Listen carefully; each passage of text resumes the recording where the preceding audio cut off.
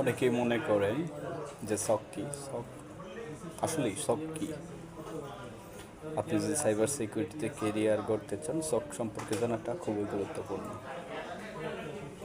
সকের পূর্ণরূপ হচ্ছে security operation centre. সহজ ভাষায় বলতে এমন একটি টিম যার প্রধান দায়িত্ব হলো একটি প্রতিষ্ঠানের সাইবার নিরাপত্তা 24 ঘন্টা পর্যবেক্ষণ করা। এটাকে 24/7ও বলে।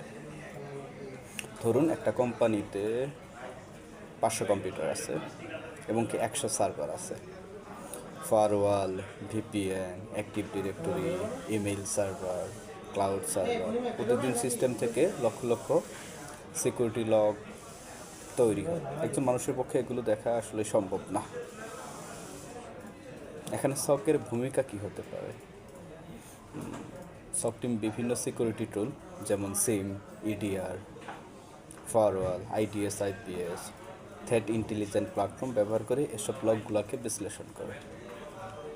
যদি কোনো বা সন্দেহজনক কার্যকলাপ দেখতে পাও, যেমন বারবার লগ ইন ফেল হওয়া, মেলওয়্যার ডিটেকশন, অস্বাভাবিক নেটওয়ার্ক ট্রাফিক, র্যানসমওয়্যারের লক্ষণ, তাহলে সক টিম দ্রুত সেটাকে শনাক্ত করে এবং প্রয়োজনীয় পদক্ষেপ নেয়।